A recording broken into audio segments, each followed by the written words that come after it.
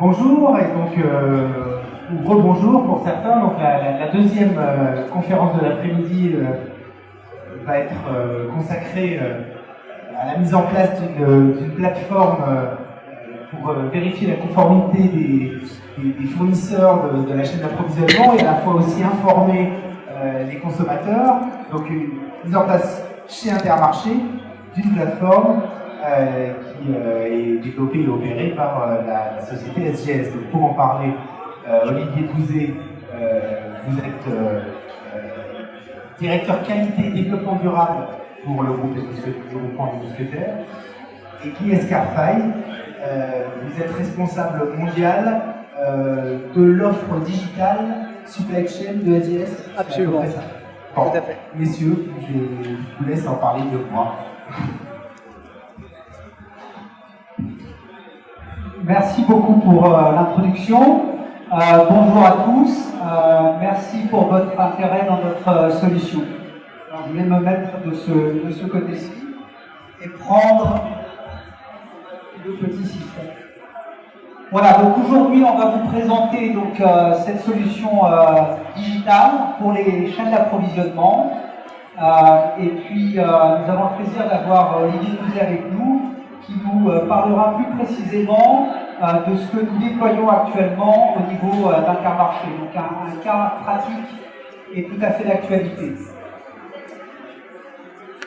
Donc aujourd'hui, ce qu'on aimerait aborder, c'est voir quels sont les défis de la cartographie des chaînes d'approvisionnement, parce qu'on parle bien de mapping ou de cartographie, et comment notre solution SGS Transparency One peut aider également à rassurer les consommateurs. Donc il y aura les deux aspects. Il y a l'aspect B2B, donc c'est l'interaction entre notre société et un client, donc un distributeur ou une marque, d'une part, et ensuite comment on peut passer en B2C, c'est-à-dire ensuite faire remonter l'information aux consommateurs. Alors un agenda en 3 parties, avec une première partie où je vous présenterai la solution SGS Transparency One, qui permettra de découvrir, évaluer suite la conformité de tous les fournisseurs, de tous les composants ou les ingrédients, et site de la chaîne d'approvisionnement étendue jusqu'aux sources primaires, jusqu'aux producteurs primaires, sur une plateforme unique, Transparency One.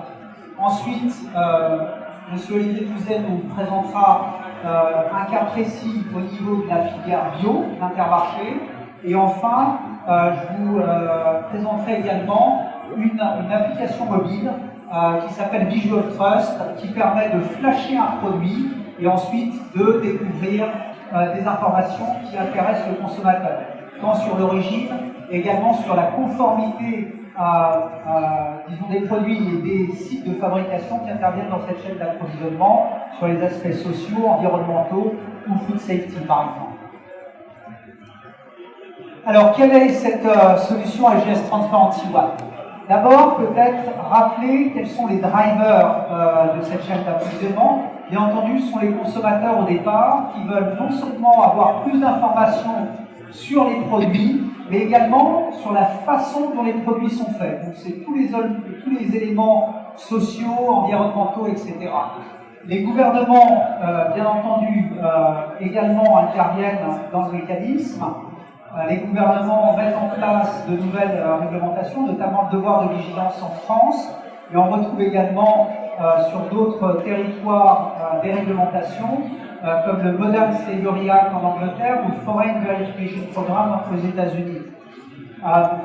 Les fournisseurs ensuite, eux, souhaitent également connaître leur chaîne d'approvisionnement, parce qu'à nouveau, toutes ces sociétés qui interviennent dans la chaîne d'approvisionnement connaissent très bien leurs fournisseurs directs.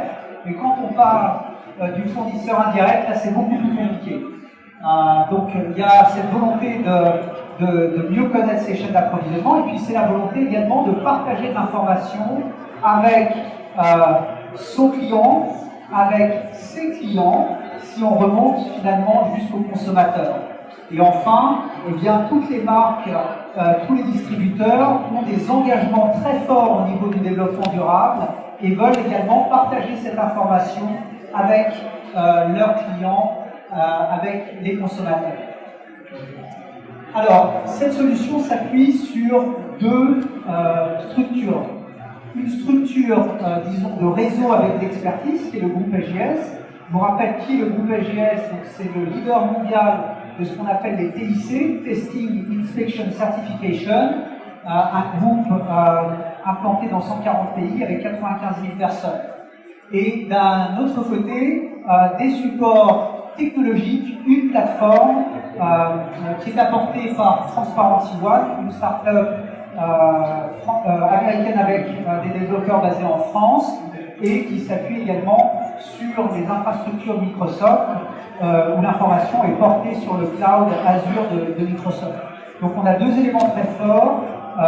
D'un côté, un réseau d'expertise et une technologie, une plateforme de l'autre. Alors la première chose sur laquelle nous travaillons, c'est les chaînes d'approvisionnement, les supply chains. La première chose, on va apporter de la visibilité. Donc la visibilité, c'est comprendre sa supply chain, comprendre ses chaînes d'approvisionnement, ce qui va permettre, bien entendu, de faire une traçabilité de produits. Et puis, on peut, après avoir fait l'exercice de transparence, partir sur des traçabilités au lot et même sur des traçabilités des bons de commande. Si on parle, par exemple, d'autres produits hors food, par exemple, de textile, ça peut être très intéressant de pouvoir suivre les bons de commande. Donc tout ceci, eh bien, pour arriver à cette visibilité, va faire appel à quelques données importantes, comme la collecte des informations dans la supply chain. Une fois que nous collectons ces informations, bien entendu, la vérification des données est fondamentale. C'est une question de stockage des données et de pouvoir ensuite exploiter ces données pour en faire des rapports, des analyses, qu'on appelle la business intelligence, et finalement gérer cette donnée qu'on appelle Big Data également. Alors, quand on va collecter cette donnée, on va également s'assurer de la conformité de la supply chain. Conformité d'un point de vue social, environnemental ou sécurité alimentaire. Tout ceci va être revu et ensuite va pouvoir apporter des éléments sur la gestion des risques et faire une amélioration continue qui est fondamentale pour nos clients et pour les consommateurs, bien entendu. Une fois qu'on a cette compréhension de la chaîne d'approvisionnement, eh bien, on peut, bien entendu, commencer à interagir avec le consommateur. Et là, ce sont des éléments beaucoup plus marketing. D'accord ? Ça va être d'engager cette discussion avec les consommateurs et de faire remonter l'information qui aura été finalement découverte au niveau de la supply chain. Et ça va permettre, bien entendu, à nos clients d'étendre leur chiffre d'affaires, d'augmenter leur vente. On a des options également dans ce système qui peuvent être des options type blockchain. Alors vous avez bien entendu parler de la blockchain. Il y a cette option-là dans notre système. On peut mettre en place également des options de traçabilité au lot sur certaines supply chains sensibles, et j'en dirai deux mots tout à l'heure. Alors tout ceci, pourquoi ? Bien entendu, l'objectif final, c'est de pouvoir augmenter la part de confiance de nos clients. Ça, c'est un élément très important, et des structures comme Intermarché travaillent beaucoup sur la transparence de la chaîne d'approvisionnement pour pouvoir augmenter la confiance de leurs clients. Voilà. Donc ça, tout ceci, c'est ce que je vais vous présenter dans les minutes qui viennent. C'est un autre moyen de visualiser ce que je viens de présenter. Donc le premier pas, c'est de faire cette transparence des chaînes d'approvisionnement, cette visibilité des chaînes d'approvisionnement. Donc c'est un réseau social B2B. En quelque sorte, c'est un petit peu le LinkedIn des sociétés, où on va interconnecter tous les acteurs de la chaîne d'approvisionnement. On va faire remonter tout un tas d'informations suivant les filières, ce qui peut intéresser le consommateur, ce qui intéresse le distributeur ou la marque, le bien-être animal, un sourcing durable et responsable, tout ce qui est sécurité de produits, conformité des sites, risques sociaux et autres. Donc on va pouvoir retrouver ces relations entre les différents acteurs de la chaîne et puis, bien entendu, pouvoir mettre en place des traçabilités si c'est nécessaire et enfin de pouvoir engager la discussion avec les consommateurs. Donc ça, c'est le projet dans sa globalité. Aujourd'hui, nous nous trouvons dans la partie gauche de ce graphique, où le distributeur ou la marque connaît très bien ses fournisseurs directs, engage une discussion régulière avec eux pour envoyer des auditeurs, pour aller récupérer des échantillons, des choses comme ça. Mais dessous, quand on parle du fournisseur, ça devient beaucoup plus vague, d'accord? Et donc cette barrière de visibilité, qui est aujourd'hui problématique, avec la solution SGS Transparency One, nous faisons sauter cette barrière de visibilité en apportant la transparence de la chaîne d'approvisionnement qui, à nouveau, peut préparer la traçabilité. Donc c'est une cartographie, en fait, de la chaîne d'approvisionnement, de bout en bout, ça c'est très important. On part du distributeur et on descend jusqu'au producteur primaire, voire au-delà. Aujourd'hui, sur certains secteurs, on nous demande de commencer à regarder comment sont alimentés les animaux, ou d'où viennent les graines qui produisent des plantes, par exemple. On peut donc récupérer toute l'information sur la conformité à tous les niveaux. Ensuite, c'est l'amélioration des chaînes d'approvisionnement, traçabilité de produits, j'en ai parlé, et enfin, engagement consommateur. Alors, bien entendu, c'est pas parce que vous avez une magnifique plateforme que l'information va venir automatiquement dessus. Ce n'est pas parce que vous envoyez un email à un de vos fournisseurs que tout d'un coup, l'information va venir. Il est très important d'engager la discussion avec les fournisseurs de la supply chain. Donc là-dessus, on va s'appuyer sur le réseau SGS qui est implanté dans 140 pays et de parler la langue de chaque fournisseur pour l'engager, pour lui faire comprendre pourquoi il est important qu'il partage l'information. Donc ça, c'est très important, c'est cette collecte d'informations. Donc on a la plateforme, mais les services associés. Les premiers services sont les services d'onboarding, de collecte d'informations. Bien entendu, une fois que nous avons collecté cette information, il est très important aussi de vérifier l'information qui est communiquée. Dans certaines parties du monde, si il est nécessaire, par exemple, d'avoir une certaine certification pour travailler avec un client, vous pouvez avoir des fournisseurs qui fabriquent des documents, qui produisent de faux documents ou qui vous amènent des documents expirés. Donc, dans notre travail de collecte d'informations, nous récupérons les certifications et nous vérifions ces certifications. Donc, nous avons tout un protocole dans ce sens-là, et c'est extrêmement important d'avoir une information qui soit non seulement à jour, mais également crédible. Donc on a tous ces services d'authentification des documents.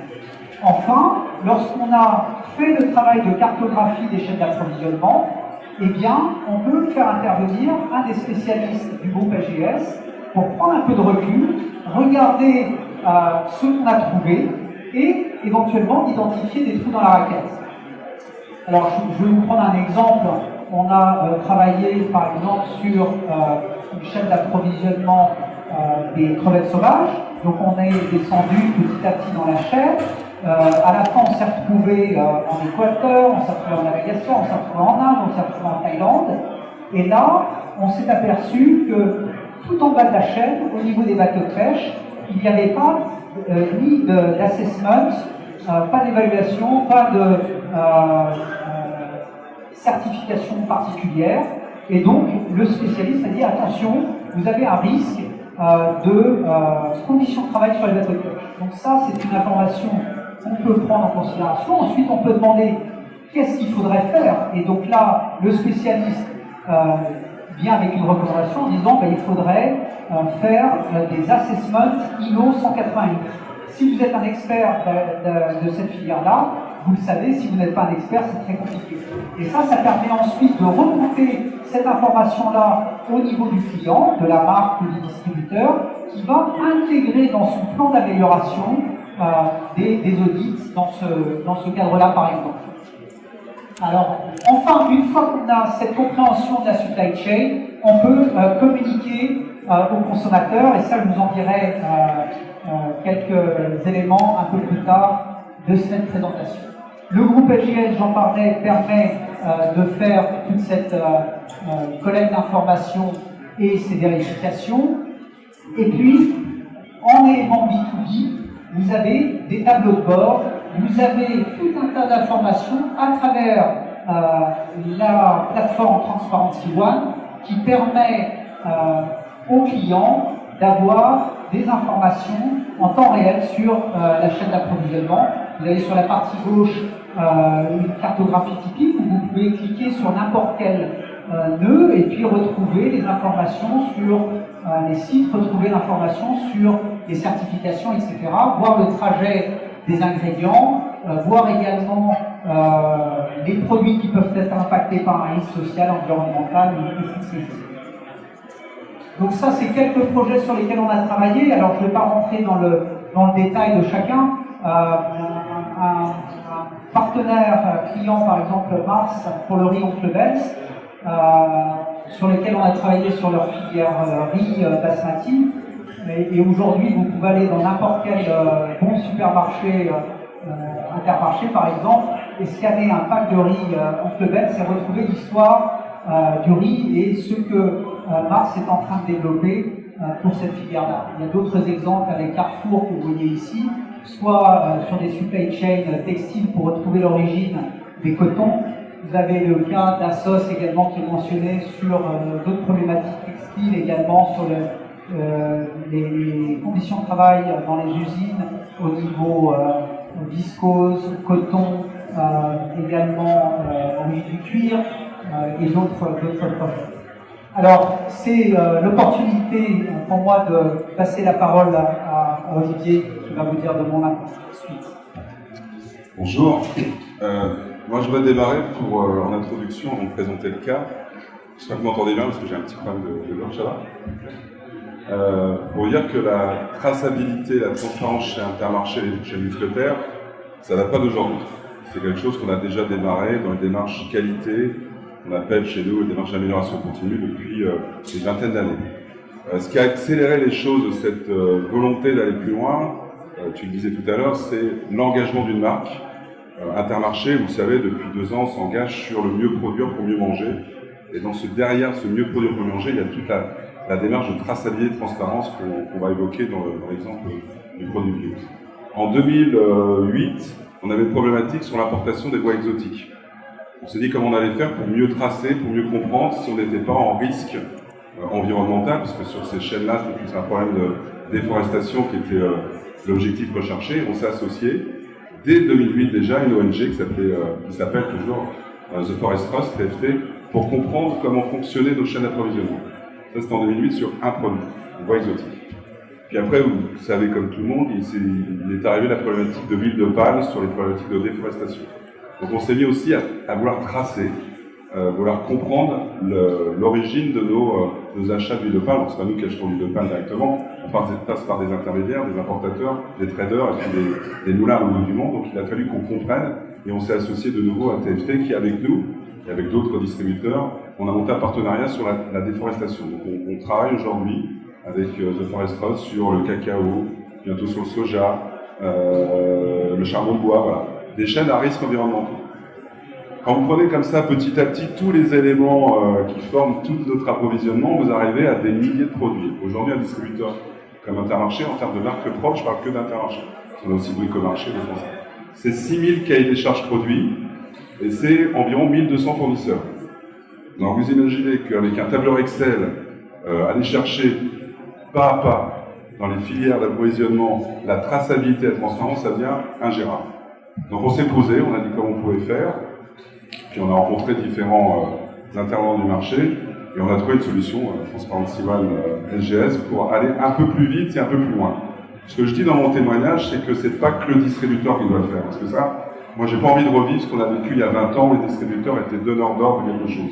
C'est un travail de partenariat, c'est-à-dire que nous, on sait ce qui se passe dans le rang 1, mais comme tu l'as dit, on ne sait pas ce qui se passe dans le rang 2, 3, 4, 5, 6, parce que les chaînes sont...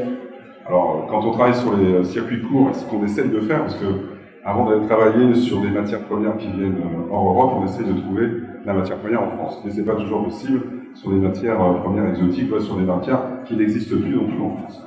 Donc, on souhaite, avec cet outil, impliquer, pas à pas, on est au début, il faut vraiment se le dire, on est au début d'une transformation qui va s'opérer comme on a opéré une transformation dans la qualité il y a 25 ans, quand on a lancé des démarches qualité en partenariat avec nos fournisseurs pour construire des produits de qualité en marque propre.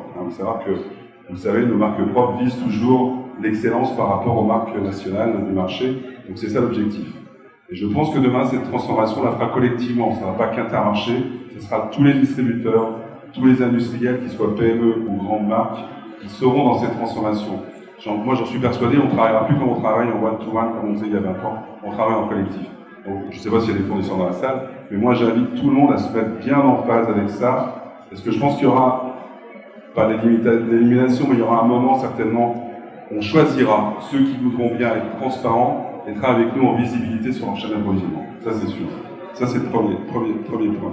Donc, nous, on est bien sur un programme de traçabilité, de transparence, parce qu'on a une marque qui s'engage. Hein. Elle s'engage pour le mieux produire, pour le mieux manger.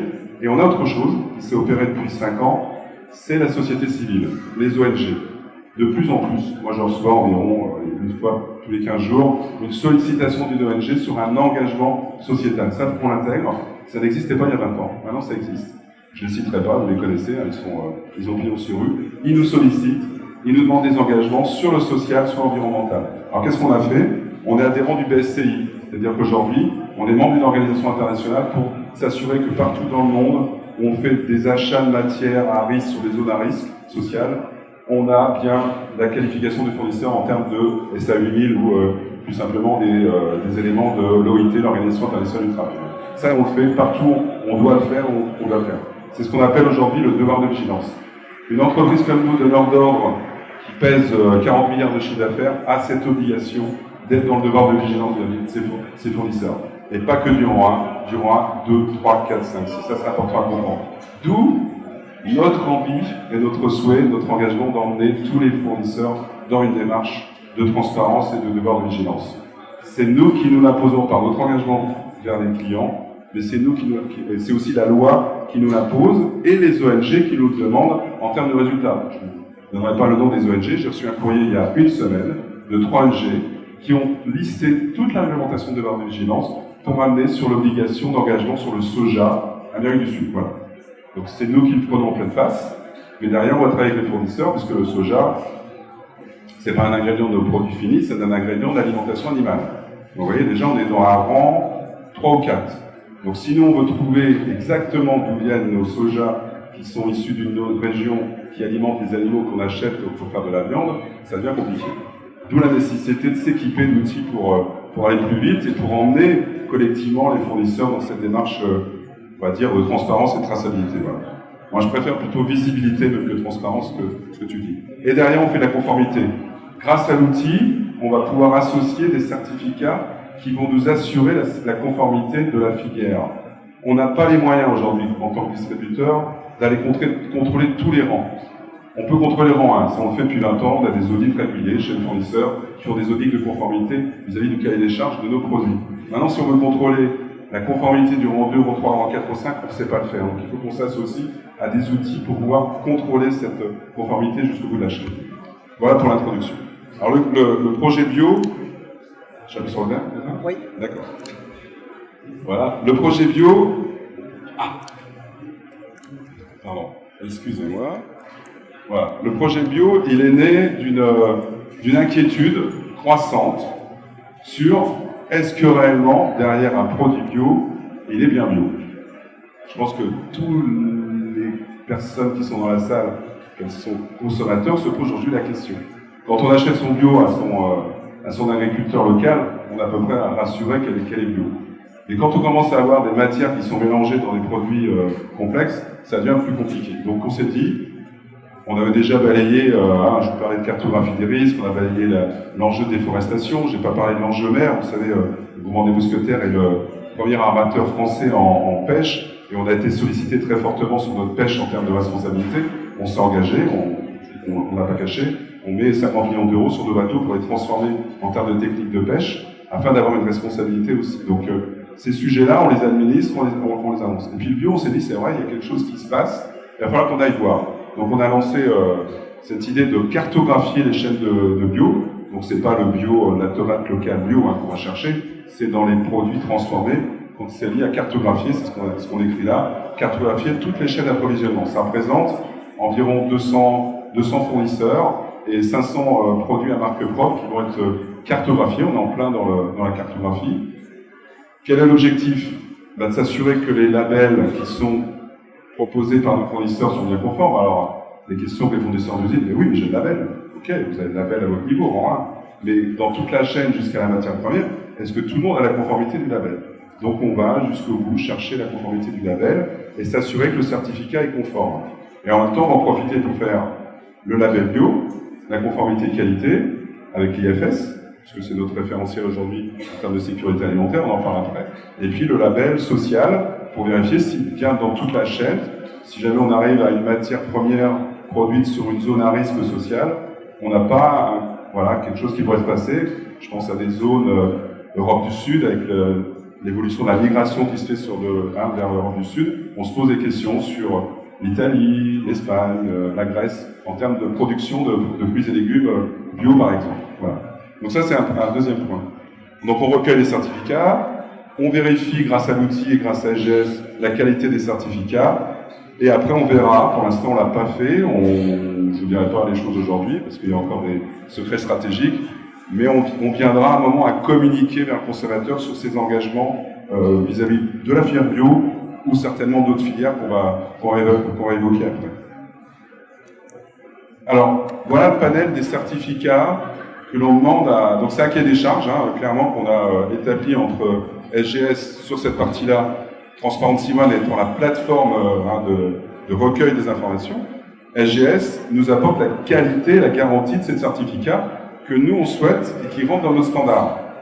On ne s'exclut aucun certificat. Si un fournisseur nous présente un autre certificat, on ira vérifier avec l'équipe d'SGS la conformité de ce certificat au regard des équivalences de certificats qui existent au niveau des pays européens, voire internationaux. Voilà, vous trouvez ici les différentes listes de certificats, le bio, la sécurité alimentaire, on est sur l'IFS, le social, on est BSCI, on reconnaît le SA8000, on reconnaît aussi pour les productions primaires le CEDEX, dans la case de droite, et quand on est importateur, aujourd'hui, on a un programme très clair, je le redis là, on a un programme à ce que tous nos importateurs soient BSCI.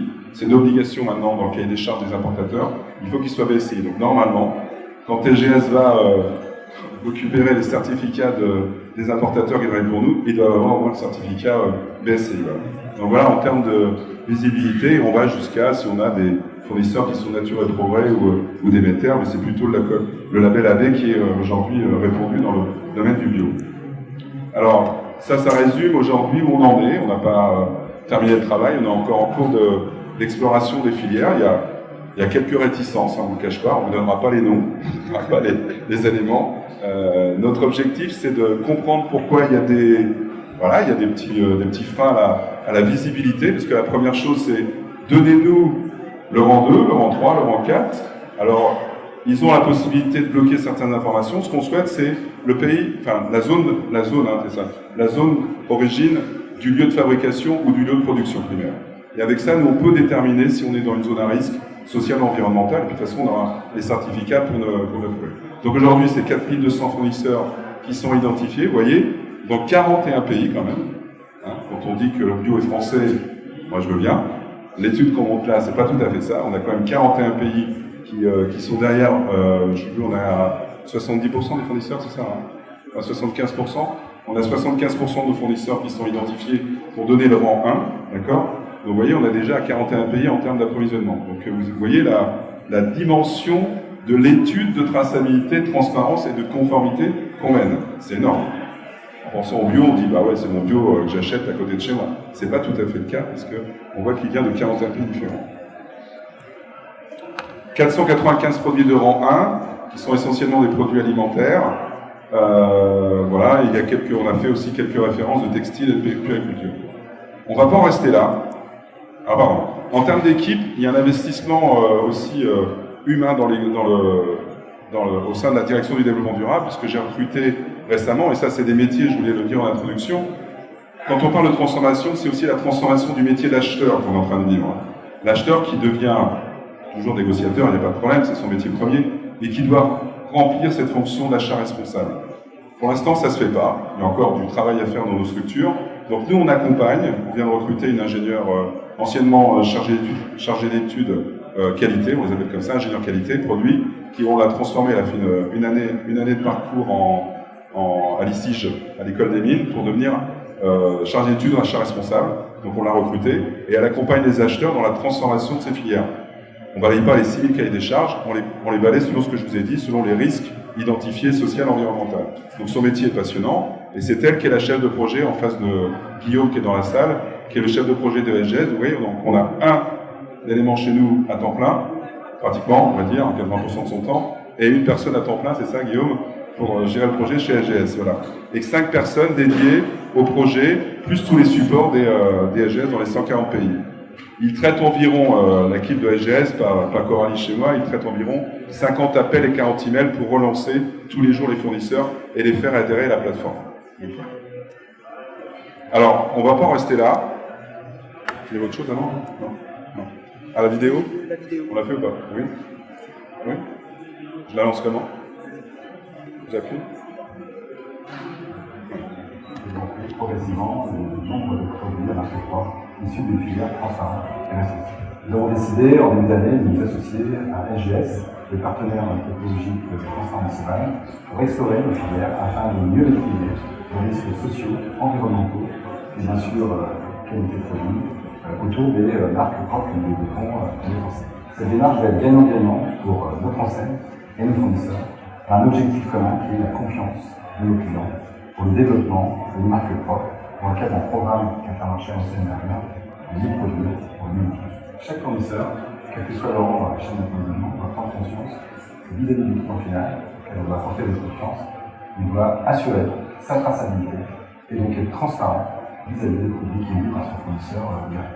C'est toute une chaîne qui se constituera pour une meilleure confiance vis-à-vis du client. Autre bénéfice pour les fournisseurs, c'est de pouvoir mieux connaître leur chaîne d'approvisionnement, d'analyser, de suivre et donc bien sûr de mieux maîtriser les risques sociaux, environnementaux au bénéfice de son client et bien sûr au bénéfice de la confiance de notre client.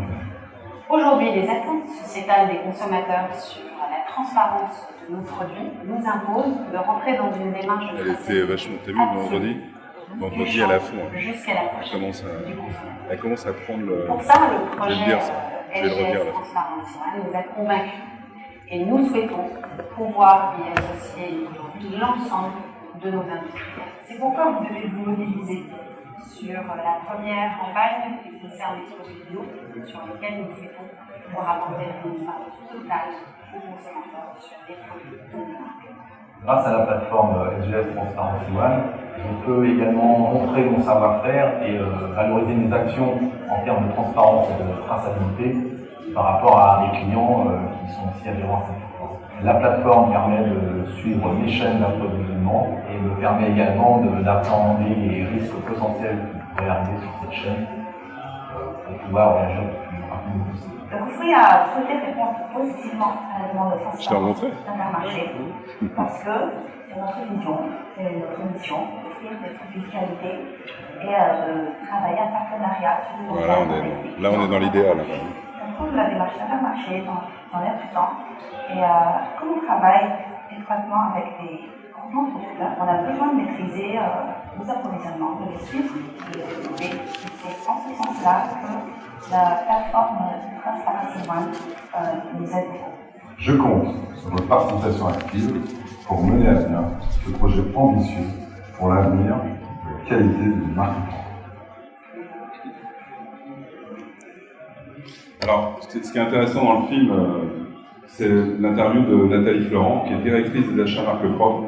Donc, c'est plus que la direction développementale qui embarque, c'est la direction des achats qui s'embarque dans le système. Et ça, pour nous, c'est une grande réussite, parce qu'elle était encore en réunion avec nous vendredi, et on voit qu'elle prend l'importance et l'intérêt de l'enjeu de cet outil. Et ça, pour nous, en tant que technicien de la qualité et du développement durable, c'est voilà, on passe le relais.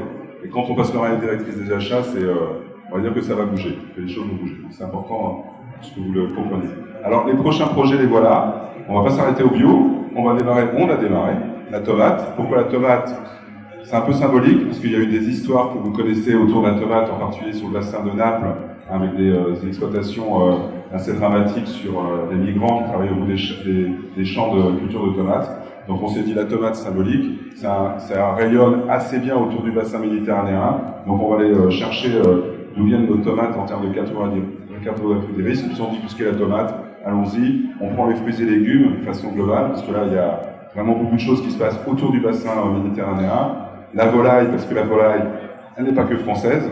Quand vous prenez un plat aujourd'hui préparé à base de volaille, vous regardez, il est souvent UE ou hors UE, donc il vient pas de France. Donc là, il a creusé les chaînes d'approvisionnement. Le porc, c'est la même chose, ça se balade beaucoup. Le bœuf aussi, et on s'est dit que qu'autour des maquillants, c'est assez spécifique, parce qu'on travaille avec un fournisseur qui a des chaînes d'approvisionnement assez intéressantes, et on voudrait connaître d'où vient son coton, qui est un sujet quand même très très compliqué. Vous vous souvenez de certaines émissions, il n'y a pas très longtemps, qui ont montré les complexes de ces chaînes d'approvisionnement en coton. Donc on voudrait en savoir un peu plus sur notre coton des maquillants. Il y avait Transparency One, on espère, et SGS espère aller jusqu'au bout de la filière, mais ça va pas être facile, je pense. Ça va pas être facile. Ça va pas être facile.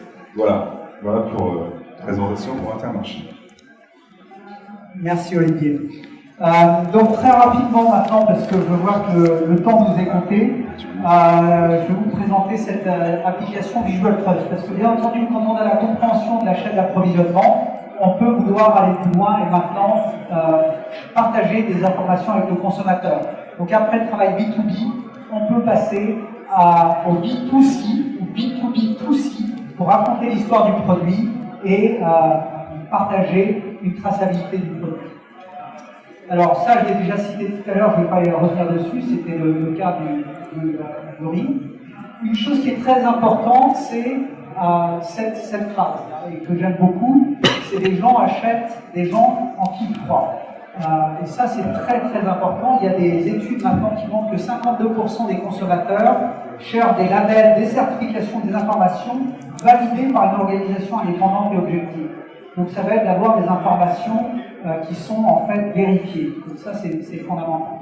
Donc ce qu'on a développé, donc c'est une application, et on peut tout à fait porter l'information qui a été trouvée et découverte lors des travaux de transparence ou de visibilité des chaînes d'approvisionnement, les pousser dans n'importe quelle application. On a également donc ici une proposition avec ce Visual Trust qui permet aux usines et aux marques de partager des informations sur l'origine des produits, sur l'histoire du produit, et aux consommateurs de pouvoir scanner, flasher un produit et de retrouver des informations clés. Alors ces informations sont l'origine, bien entendu, du produit, des ingrédients vérifiés, les certifications et tous les labels également vérifiés, des rapports de test. On peut également récupérer ces données-là et les partager avec les consommateurs. On a lancé déjà depuis plusieurs années un test à Taïwan sur lequel on a un engouement de plus en plus important de gens qui vont visiter le site pour récupérer ces informations-là. J'avais un point de situation à fin juin où on était à plus de 7,5 millions de visiteurs, d'informations sur les rapports de test. Donc c'est pour montrer l'importance que ça prend dans certains pays où il y a beaucoup de fraude au niveau alimentaire. Bien entendu, la composition du produit, qui est une information importante, et puis également les engagements des marques sur les développements, leurs efforts en matière de développement durable. Donc comment ça fonctionne? On a un produit, donc là on a pris quelques exemples divers et variés, ce sont des données, disons simplement pour des fins de présentation. Vous scannez un produit, d'accord? Vous allez scanner en fait un code barre ou un QR code et vous allez arriver sur votre application sur une landing page en fait qui va vous montrer des informations clés. Et ensuite vous allez pouvoir récupérer, donc j'ai ma boîte de sardines là que je viens de flasher, et ensuite vous allez récupérer des éléments people, planet, quality, qui sont des éléments qui intéressent les gens en termes d'information. Je vais vous montrer ça sur cette slide, comme ça vous verrez un peu mieux. Donc des éléments de certification, des éléments également d'origine des produits, où on retrouve en fait le cheminement des différents ingrédients, on retrouve la composition du produit également et quelques informations. Et toutes ces informations, à nouveau, sont au maximum vérifiées. Alors bien entendu, des informations de la marque également sur leur engagement en matière de développement durable, hein, que ce soit environnemental, social ou de food safety. Voilà, donc ça c'est un petit peu l'application qu'on propose. Je vous invite à venir à notre stand après cette conférence où on pourra vous faire des démos du produit ou de la plateforme Transparency One. Voilà. On a encore quelques minutes pour les questions. Moi, j'en ai une le temps que vous en prépariez une ou deux autres. Combien de temps ça prend, là, sur la cartographie des fournisseurs? Parce qu'on se dit, oui, c'est très bien, mais on est à 140 pays, on va faire la collecte, etc. Mais il faut animer, j'imagine, c'est un projet, c'est pas uniquement du centre d'appel, on anime le projet. Combien de temps ça prend d'arriver jusqu'au rang 6 sur tous les fournisseurs là? On n'est pas arrivé au bout. On n'est pas arrivé. En général, alors, tout dépend des produits. Tout dépend des produits. Il y a des produits et des origines qui sont plus simples et il y en a qui sont plus complexes. Donc, je dirais c'est très variable. Il nous faut parfois 2 mois, parfois il nous faut 4 mois pour pouvoir descendre en bas d'une chaîne d'approvisionnement. Tout dépend un petit peu de la complexité, tout dépend de l'origine, tout dépend du produit. Il y a des produits qui sont plus compliqués où les chaînes d'approvisionnement sont moins habituées à partager de l'information. À nouveau, nous sommes dans une démarche un petit peu pionnière quand même. Ces démarches de transparence ou de visibilité, c'est quelque chose de nouveau. Donc les fournisseurs n'ont pas encore l'habitude de partager ces informations-là. Donc il y a un énorme effort, disons, pour expliquer la démarche, pour expliquer ce que veut faire le client et pourquoi il faut partager cette information. Donc c'est variable. C'est lié, le devoir de vigilance, etc. Ça, c'est, oui, nous on s'assure de notre devoir de vigilance, mais pour le fournisseur, on lui explique qu'il a un intérêt aussi par rapport au futur dans la transparence de ces chaînes d'approvisionnement. Je pense qu'on va pas pouvoir continuer à... On a vécu le Horse-Gate, c'est quand même un schéma qui a montré que le trading existe très très fortement dans l'importation, le trading dans l'alimentaire. Et ça nous inquiète en termes de qualité de produit, parce que c'est pour nous directement la matière qui va intégrer. Et une fois qu'on a établi cette cartographie, les fournisseurs ont aussi accès à cette cartographie vis-à-vis de leurs propres fournisseurs. Absolument. Dans ces cas-là, excusez-moi d'être prosaïque, mais c'est Intermarché qui aura payé pour tout le monde, ou bien chacun après, comment ça se passe le modèle après? Alors il y a une double participation. Bien entendu, la marque prend en charge une partie du projet, mais également on demande également une petite contribution aux chaînes d'approvisionnement, également pour pouvoir bénéficier de l'outil, puisqu'ils ont un accès à l'outil et ils vont eux-mêmes pouvoir voir ce qui se passe, d'où viennent leurs ingrédients, d'où viennent leurs produits. Donc c'est un double financement. Il y a un double frein aussi du coup, parce qu'il y a des réticents qui ne veulent pas donner d'informations, puis en plus on leur demande de payer, ça risque d'être compliqué. C'est pas toujours facile, c'est pour ça qu'on a des démarches d'implication. Mais à nouveau, quand on parle leur langue, quand on a un message qui est bien structuré de la part du client, avec typiquement la vidéo que vous avez pu voir, donc il y a toute une communication qui est préparée en amont, bien entendu, les fournisseurs rejoignent la plateforme petit à petit. C'est ce que nous voyons aujourd'hui. Est-ce que la salle, dans son ensemble, a des questions?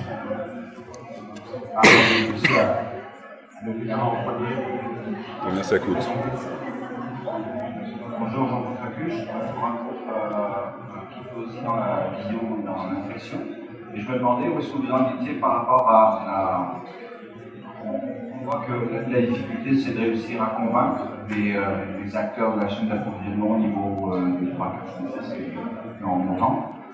Est-ce que vous êtes capable aujourd'hui de chiffrer le bénéfice que représente l'implémentation de votre système en termes de revenus sur investissement pour vos clients? Est-ce que vous êtes capable de fournir ce chiffre et de sortir du qualitatif pour rentrer dans le quantitatif en termes de bénéfices? C'est un peu prématuré, mais... Non, pas vraiment aujourd'hui, mais je pense, retour sur investissement, ce sera du commercial dans l'avenir. C'est qu'un fournisseur qui est capable de montrer facilement la visibilité de sa chaîne, quand il viendra faire ça. Aujourd'hui, on le voit bien, le fameux terme dit on vient négocier dans les box. Ça reste toujours des endroits pour négocier. Je pense que ça servira au fournisseur et qu'il aura le retour sur investissement à ce moment-là. Pour l'instant, on est un peu précurseur, donc ça se joue pas entre les... mais ça pourrait, je pense, ça pourrait être un élément, un argument, aussi bien du côté acheteur que du côté fournisseur. Les labels aujourd'hui sont qualitativement, mais quantitativement aussi au terme de négo, des plus produits pour nous. Hein. Je travaillais hier avec la filière café sur un engagement responsable sur le café. On cherche à avoir du produit labellisé, c'est clair. On veut du produit labellisé. À 2020-2025, on ne veut plus de produits qui soient conventionnels. On veut des chaînes propres en abus social et environnemental. Donc c'est des arguments. Donc demain, celui qui vient avec un label, on va dire, on va l'appeler Transparence Plus ou Transparence je sais pas quoi, il aura, je pense, un avantage à venir négocier avec nous, certainement. Donc il y aura un retour sur investissement. C'est pas le cas aujourd'hui parce qu'on est un peu isolé dans la démarche. Bonjour, Rob. Merci d'avoir partagé votre projet. Un peu la question de monsieur. Aujourd'hui, vous en faites un avantage concurrentiel vis-à-vis des distributeurs, donc vous prenez peut-être de l'avance, je ne connais pas bien le marché. Si on imagine que voilà, tout ce travail que vous effectuez en collaboration avec TGS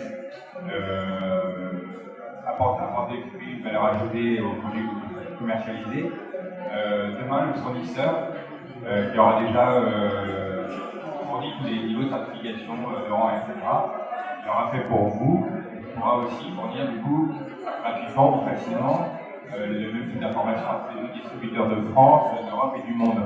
Comment vous positionnez par rapport à ça? Parce que la démarche est belle. Est-ce que vous allez être plus rapide que les autres pour garder cet avantage concurrentiel, éthique, etc. Ou est-ce que vous êtes simplement pionnier, de toute façon le travail que vous établissez là, il va être rejoint par tous les autres distributeurs? Moi, là-dessus, je suis très à l'aise. On a créé le système coloriel nutritionnel en France, qui s'appelait à l'époque le NutriPass. On a voulu le proposer, une fois qu'on l'avait utilisé, il n'y a pas d'avantage concurrentiel, c'était vraiment de la transparence et de la visibilité et de la comment on va dire, d'aider le consommateur à mieux comprendre quelque chose qu'il ne comprenait pas. D'accord ? Donc il y avait un acte pédagogique, on l'a proposé, je peux vous le dire, on l'a proposé à l'administration pour dire maintenant on vous le donne, utilisez-le comme un référent au niveau de la France en termes de nutrition. On ne nous a pas écouté, ça tombe bien, 2 ans après, enfin 3 ans après, ils ont créé le Nutri-Score. On a été les premiers à signer le Nutri-Score avec, je le dis, avec Auchan qui était juste à côté de nous. C'est bien, on a emmené d'autres intervenants. Je pense que c'est ça. Je ne pense pas qu'on en fasse un avantage concurrentiel. Par contre, quand la marque s'engage, comme Intermarché s'engage aujourd'hui pour être producteur commerçant responsable, on ne peut plus se permettre de dire qu'on n'a pas, voilà, il faut le faire. C'est même plus une question d'être concurrent, c'est qu'on doit le faire en termes de responsabilité. Ce qui est bien, c'est que le devoir de vigilance a rattrapé nos engagements. Donc ça nous pousse aussi à le faire, pas que nous, tous les distributeurs. Donc bon voilà, mais on n'en fera pas, on en fera l'avantage commercial sur la marque, je pense, sur l'engagement de la marque. On pourra dire qu'on a les preuves voilà, mais ça vous le verrez peut-être dans les mois qui viennent.